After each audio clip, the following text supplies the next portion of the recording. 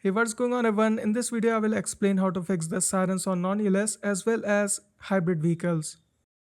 To start things off, you need this plugin, Siren Setting Limit Adjuster. So just go ahead, download it, extract it and navigate the folder and find this file. Siren Setting Limit Adjuster.asi. Copy paste it to your GTA 5 root directory. I'm not going to because I'm not sure which version of this plugin I'm using right now and I don't wish to take any risk since my game is working perfectly fine. Now let me explain you why you need this plugin. How the sirens will behave, what will be their flashing pattern, what color they will be. All of it is defined inside a siren setting. And every single siren setting needs a unique numerical ID. Unique, that is the keyword here. Without this plugin, Siren Setting Limit Adjuster, GTA will only allow 256 values ranging from 0 to 255. That's where the problem arises. When you have two or more siren settings using the same numerical ID, you get messed up patterns. A module of the siren will be floating 1 or 2 feet left of the vehicle. Or maybe a single module of the siren will be covering your entire screen. If that is happening, let me tell you how to fix that. I do not have any issue, but for the sake of this video, let's assume that HP charger, Florida High Patrol. So for the sake of this video, let's just assume that this is the one having some problem with the sirens. Note down this name, HP charger. Now go to the data folder of the same DLC pack.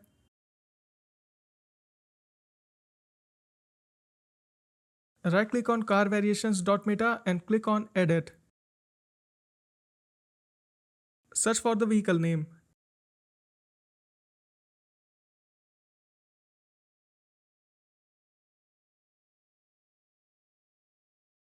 Then what you have to do is to note down this number that is next to siren setting value.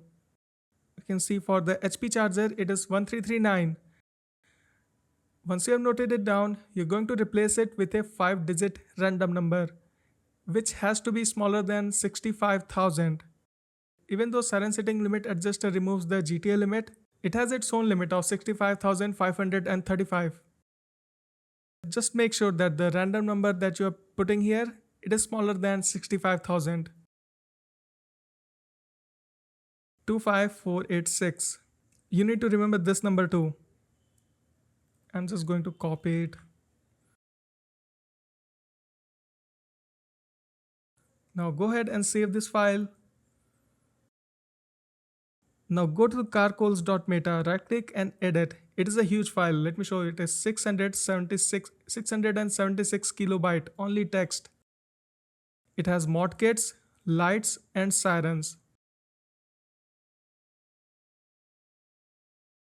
Here you're going to look for that number, the number before you changed it. It was 1339, right? Look at that. Here is the entry. Make sure that it is something like this. ID value equals to 1339. Name, it could be anything. It doesn't matter. You can write anything here. Time multiplier, light fall of max, light fall of exponent. All of this is related to siren. Now what you're going to do is to change this number right here to the same one. 25486. You were having problems because maybe some other vehicle pack that you have installed has a car call, has a siren setting that was using the same number 1339 for a siren. Now since you changed that, you won't face any problem. Just remember what you have to do, understand what you have to do. These ID values need to be unique for every single siren setting. If two or more siren settings are using the same ID value, there are going to be problems. So once you've done that, go ahead and save it, and that's it. Let me give you a quick rundown of what we did. Once again, HP charger, this is the name of the vehicle that was having some problems. We changed this siren setting value. It was 1339, we changed it to 25486, saved the file and then went to carcoals.meta. We searched for that old number 1339. It's not going to be here because we just replaced it. It was here, right here. It was here. We replaced it with the other number 25486 and then we saved the file. That's it. That's all you need to do. And by chance, if even after doing this you're facing some issue, just use a different number. It is possible that the random number that you just picked, it was used by any other DLC vehicle pack for a siren setting. If that is the case, even after changing it, it is not going to fix your problem. So again, fixing it is pretty simple. You just have to pick a different number to replace it. So that's it. I'm not going to showcase it in game because it is pretty simple editing. If you understand why we did what we did, it is pretty easy. Just remember to pick a 5-digit random number that is unique, not used by any other siren setting. So that's all for this video. Good day.